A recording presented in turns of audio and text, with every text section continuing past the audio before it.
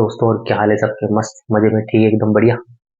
तो बस ऐसे ही बढ़िया रहना है और क्या करना है, अपना काम करते रहना है। आप जान ही गए होंगे, गोले गोले लग रहे हैं तो इसका मतलब क्या हुआ? माइक बंद हो गया, वापस नया माइक लगाना पड़ गया। इसीलिए जो है अपन वापस वीडियो स्टार्ट कर रहे हैं। तो अपन बात कर रहे थे लॉर्ड ऑकलैंड के बारे में। लॉर्ड ऑकलैंड के बारे में अपन ने पिछली वीडियो में बात कर ली थी, लेकिन अपन को एक बार देख लेते हैं। लॉर्ड ऑकलैंड को जो है most destructive governor general of India माना जाता है। ये जब इंडिया में आए तो इन्होंने पहला एंग्लो अफगान वॉर हुआ इनके टाइम पे, जिसमें इन्होंने गलती कर दी थी कि इन्होंने शाह सूजा को वहां का राजा बना दिया, वहां का आमिर बना दिया। वहां का आमिर शाह शुजा को जैसे ही इन्होंने बनाया तो वहां के जितने भी छोटे मोटे ट्राइब्स थे उन्होंने रिवोल्ट कर दिया।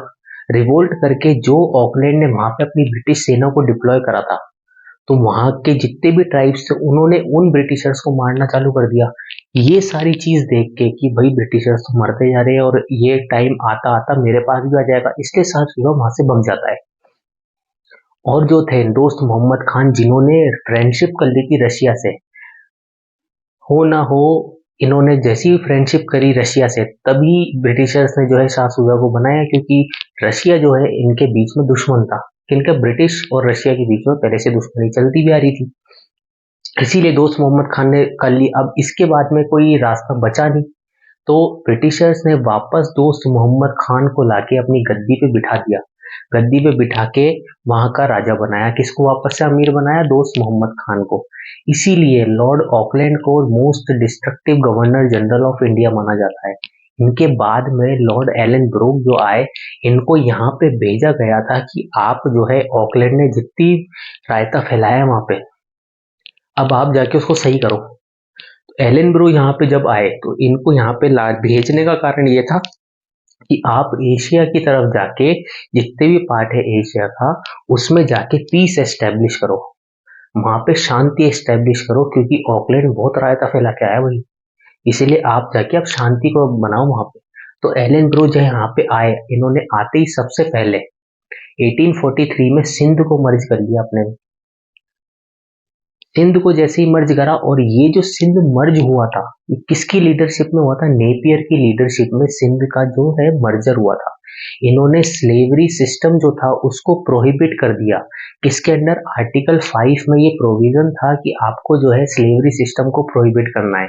और प्रपोजल था चार्टर एक्ट 1833 में कि स्लेवरी सिस्टम जो है पूरा अबॉलिश होना चाहिए ब्रिटिश इंडिया से, या पूरे इंडिया से, इंडियन प्रोविंस से, सब जगह से जो है स्लेवरी सिस्टम जो है पूरा का पूरा अबॉलिश होना चाहिए। दास प्रथा जो थी वो पूरी अबॉलिश होनी चाहिए। तो ये किसके थी? लॉर्ड एलन ब्रो जो थे 1843 में आए, इन्होंने मर्ज करा सिंध का। सिंध का मर्ज किसकी लीडरशिप में हुआ? नेपियर की लीडरशिप में। इन्होंने स्लेवरी सिस्टम को प्रोहिबिट कर दिया, और ये प्रोहिबिशन किसके तहत हुआ? अंडर आर्टिकल 5 के तहत हुआ। चार्टर एक्ट 1833 में प्रपोजल था किसको अबॉलिश करने का? स्लेवरी सिस्टम को अबॉलिश करने का प्रोविजन था, प्रपोजल था। इसके बाद में आते हैं Lord Hardinge first. Lord Hardinge first के बारे में याद रखने वाली चीज ये है कि 46 में इनकी बीच में फर्स्ट एंग्लो सिख वॉर हुआ था। सिर्फ ये बात याद रखने वाली है, किसमें? लॉर्ड हार्डिंग फर्स्ट में सिर्फ एक बात याद रखने की है कि इनके टाइम पे पहला आंग्ले सिख वॉर हुआ था 1845 और 46 में। सिर्फ ये बात याद रखनी। अब सिख जो है, सिख के बारे में बात करें तो अपन को पूरा सिख एम्पायर पढ़ना पड़ेगा। वो इसके बारे में अपन कभी और दूसरी वीडियो बनाऊंगा मैं सिख के ऊपर, रणजीत सिंह के ऊपर, उसमें अपन इनके बारे में चर्चा करेंगे। अभी सिर्फ आपको ये याद रखना है कि लॉर्ड हार्डिंग फर्स्ट के टाइम पे पहला आंग्ले सिख वॉर हुआ था, जो कि कब हुआ था? 45-46 में। इनके बाद आते हैं लॉर्ड डलहौजी। डलहौजी के बारे में जो दो चार लाइनें लिखी, सिर्फ यही नहीं था, इन्होंने सबसे पहली बात तो ये कि इनको माना जाता है मॉडर्न मैप, जिन्होंने चालू करा है आज के टाइम का जो मैप है, इनको बोला जाता है, फाउंडर माना जाता है मॉडर्न इंडियन मैप का। क्या माना जाता है? फाउंडर माना जाता है मॉडर्न इंडियन मैप का। और लॉर्ड डलहौजी सबसे यंगेस्ट गवर्नर जनरल थे। क्या थे? सबसे यंगेस्ट गवर्नर जनरल थे, और इनको फाउंडर माना जाता है किसका? मॉडर्न इंडियन मैप का। इन्होंने मर्ज करा था इंडियन प्रोविंस को ब्रिटिश इंडिया में। किसमें मर्ज करा था? इंडियन प्रोविंस को मर्ज करा था ब्रिटिश इंडिया में। इंडियन प्रोविंस को मर्ज किस किस तरीके से करा? कई सारे तो लड़ाइयाँ करके करा, कई संधियां करी, कोई जबरदस्ती नहीं मान रहा कि उनसे प्यार मोहब्बत से करा। ये सारी चीज इन्होंने करा। इनके अलग अलग रिफॉर्म्स थे डलहौजी के, ये अपन नेक्स्ट वीडियो में बात करेंगे कि लॉर्ड डलहौजी 2 क्लास लेगा अपनी, 2 वीडियो लेगा जिसमें लॉर्ड डलहौजी पूरा खत्म होएगा। इसीलिए लॉर्ड डलहौजी के बारे में अभी याद रखने की चीज ये है, जब इनके रिफॉर्म्स अपन नेक्स्ट वीडियो में इनके रिफॉर्म्स देखेंगे तो अपन उसमें बात करेंगे, वापस से एक बार लॉर्ड डलहौजी लिख देंगे। लेकिन अभी के लिए है कि इनको यंगेस्ट गवर्नर जनरल बोला जाता है, यंगेस्ट गवर्नर जनरल थे इंडिया के।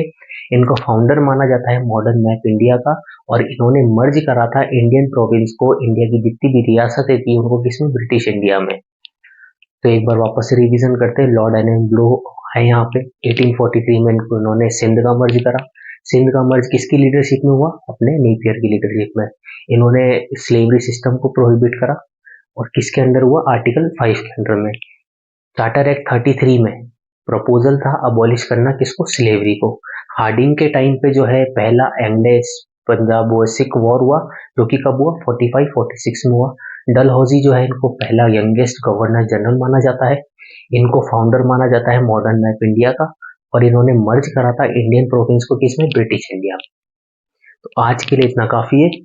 Okay, bye bye and take care. अब अपन मिलते हैं नेक्स्ट वीडियो।